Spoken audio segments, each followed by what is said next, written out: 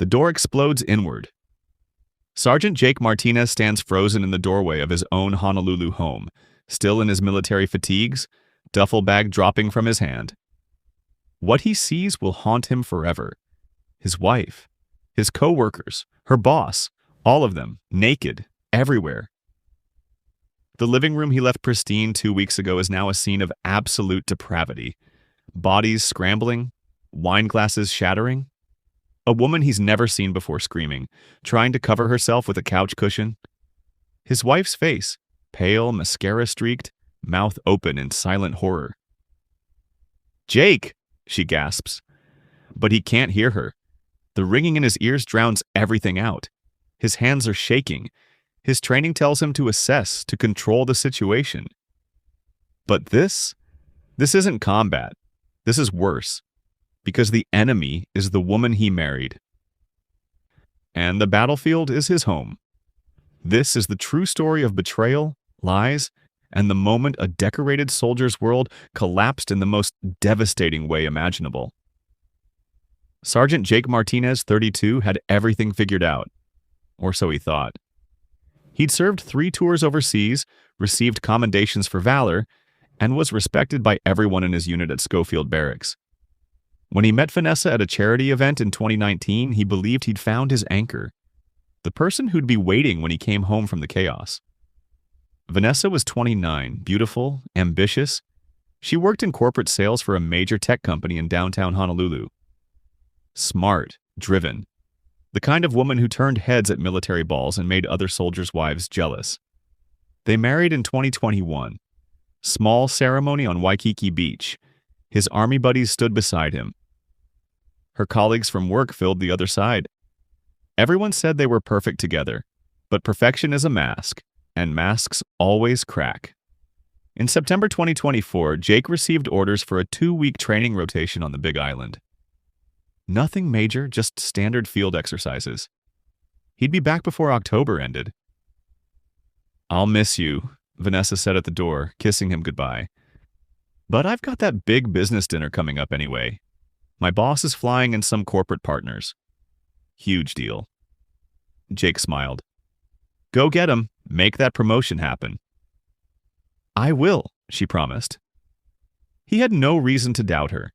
Their marriage seemed solid. They texted every night he was away. She sent photos of sunsets from their lanai. He sent her pictures of exhausted soldiers covered in mud. Normal deployment stuff. But on October 23rd, everything changed. Jake's rotation ended early.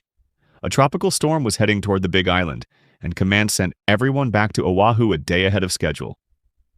He texted Vanessa at 2 p.m. "Coming home tonight. Storm's pushing us out. Be there by 8. The message showed delivered, but she never read it. He tried calling, straight to voicemail. He figured she was busy with work. No big deal. He'd surprise her. That surprise would destroy him. Jake's Uber pulled up to their townhouse in Aiea at 7:47 p.m. The lights were on. Music was playing. Loud, bass-heavy. He could hear it from the street. "Weird," he muttered. Vanessa hated loud music. He grabbed his bag, thanked the driver, and walked to the front door. It was unlocked. The first thing he noticed was the smell. Alcohol, sweat. Something else, musky, primal. Then he heard the sounds. Laughter. Moaning. Skin on skin. His stomach dropped. He pushed the door open, and his world ended.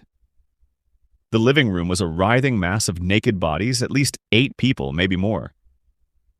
His wife was in the center, bent over the dining table he'd built with his own hands. A man behind her he recognized from her office Christmas party.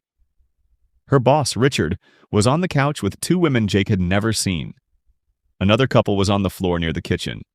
Empty wine bottles everywhere. Clothes scattered like confetti. The coffee table shoved against the wall, covered in pills and powder. Jake didn't want to identify. This wasn't a business dinner. This was an orgy. And his wife was the star.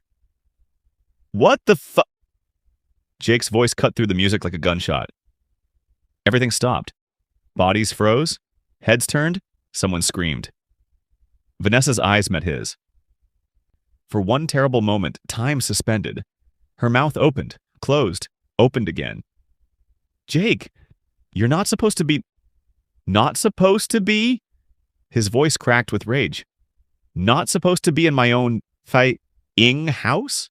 Before we continue with what happened next, and trust me, it gets even worse, I need you to do something.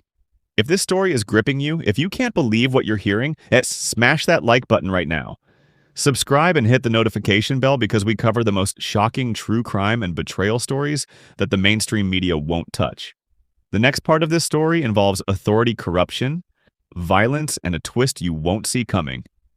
Don't go anywhere. Panic exploded through the room. Richard, Vanessa's boss, a pudgy 50-year-old with a ridiculous comb-over, scrambled off the couch, desperately searching for his pants. One of the women bolted for the bathroom, crying hysterically. The man who'd been with Vanessa tried to approach Jake with his hands up. Hey man, listen. Jake's fist connected with his jaw before he could finish. The man crumpled. Jake, stop! Vanessa screamed, finally grabbing a throw blanket to cover herself. You don't understand. I don't understand? Jake's voice was raw, animalistic. I leave for 2 weeks and come home to this? You're fooling your coworkers in our house. What is there to understand? It's not what it looks like. It's exactly what it looks like. He kicked over a chair, glass shattered. How long? How long has this been going on? Vanessa's face crumbled. Tears streamed down her cheeks, but Jake felt nothing. No sympathy, no love. Just pure nuclear rage. Answer me, he roared. 6 months, she whispered. 6 months. Half a year of lies. Half a year of her telling him she loved him while planning these events. While he was serving, protecting, sacrificing. She was here, turning their home into a den of depravity. But then something else caught his eye. Something that made his blood run cold. On the couch, trying to hide behind Richard, was a woman in a police uniform. Not fully dressed, her shirt was unbuttoned, pants missing, but the badge was unmistakable. Honolulu Police Department, Officer Leilani Torres. He recognized her from community events on base. You, Jake said slowly, pointing at her. You're a cop. Leilani's face went white. I'm off duty. You're a F-E-N-G cop, Jake exploded. You're here, in my house, part of this sick, T. And you're supposed to uphold the law? Richard stepped forward, trying to assert some authority. Now hold on, soldier. Don't you dare call me soldier. Jake's voice dropped to something dangerous. You're in my house. You're the one who's been screwing my wife. And you think you can talk to me? This is a private matter. Private? Jake laughed bitterly. There are 8 people here. 8! How is any of this private? That's when Officer Torres made her fatal mistake. She grabbed her radio from her discarded belt and raised it to her mouth. Dispatch, this is Torres. I need backup at... Jake lunged forward and snatched the radio from her hand. You're calling for backup? You're the criminal here. Give that back, Torres shouted, suddenly finding courage. You're assaulting an officer. You're off duty at an orgy in my house. Jake shot back. Try explaining that to your sergeant. But Torres wasn't done. She pulled her phone out next, frantically typing. Vanessa grabbed Jake's arm. Jake, please, just let everyone leave. He shook her off like she was contaminated. Don't touch me. Don't ever touch me again. Richard, sensing the situation spiraling, tried a different approach. Listen, Martinez, I know this looks bad. Looks bad. But we're all adults here. Consenting adults. Nobody's done anything illegal. Jake's jaw clenched so hard he thought his teeth might crack. You're her boss. You've been facilitating this in my home while I'm serving. I understand you're upset, but get out. Jake's voice was barely a whisper now, which somehow made it more terrifying. All of you, get the Adash out of my house right now, or I swear to God. Or what? Torres challenged, emboldened by her badge even in this compromising situation. You'll assault us? I'll have you arrested. I'll make sure your career is over. And there it was. The corruption, the abuse of power. She wasn't concerned about justice. She was concerned about covering her own ass, using her badge as a weapon to protect herself from the consequences of her actions. Jake's hands balled into fists, every muscle in his body coiled tight. His training was screaming at him, tactical breathing, de-escalation, control. But his heart was screaming louder. Destroy them all. What happened next would be debated in court for months. One of the men, a guy Jake didn't recognize, clearly high on something, made a move toward the door, but in his panic, he bumped into Jake hard enough to make him stumble back. Jake's combat instincts kicked in. He grabbed the man by the collar and slammed him against the wall. You think you can put hands on me? It was an accident, the man shrieked. But Jake wasn't hearing it. Weeks of stress, betrayal, and rage poured out of him. He threw the man toward the door. The guy crashed into the doorframe and crumpled. That's assault, Torres screamed, her phone now recording. I'm a witness. You're done. Richard tried to play peacemaker again, stepping between Jake and the others. Everyone just calm. Jake shoved him back. You don't get to play hero. You destroyed my marriage. She destroyed her own marriage, Richard shouted back, finally showing his true colors. Your wife was lonely. You're always gone. What did you expect? The words hit Jake like a physical blow. Vanessa gasped. Richard, don't... It's true, Richard continued, emboldened now. She needed someone present, someone who wasn't playing soldier. Jake's fist connected with Richard's face before anyone could react. The older man went down hard, blood pouring from his nose. Jake, stop! Vanessa threw herself between them. You're making it worse. Worse? Jake's voice broke. How could this possibly be worse? You've been lying to me for 6 months. You brought these people into our home. You destroyed everything. Vanessa was sobbing now, mascara streaming down her face. I know I messed up. But please, just let them go. We can talk about this. Talk. Jake laughed, a broken, hollow sound. You want to talk? There's nothing left to talk about. We're done. You hear me? Done. I know this is intense. I know some of you are probably shaking right now, thinking about your own relationships, wondering if you could trust the person you're with. If you're feeling that, if this story is affecting you, do me a favor. Leave a comment below. Tell me what you would have done in Jake's situation. Would you have kept your cool, or would you have lost it too? And if you haven't subscribed yet, do it now. Hit that bell. Because what happens next? The legal fallout? The military investigation? The shocking discovery? You need to hear it. Within an hour, the police arrived. Real police. Torres's backup responding to her frantic calls about an assault in progress. Jake was handcuffed in his own living room, while officers took statements from everyone present.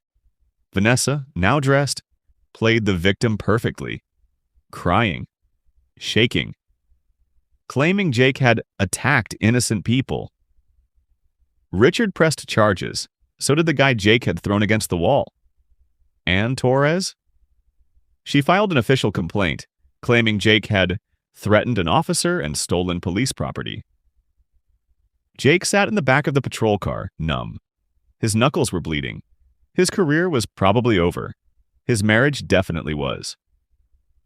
But the worst part, the absolute worst part, as they drove him away, he saw Vanessa standing in the doorway with Richard's arm around her shoulders, comforting her, protecting her.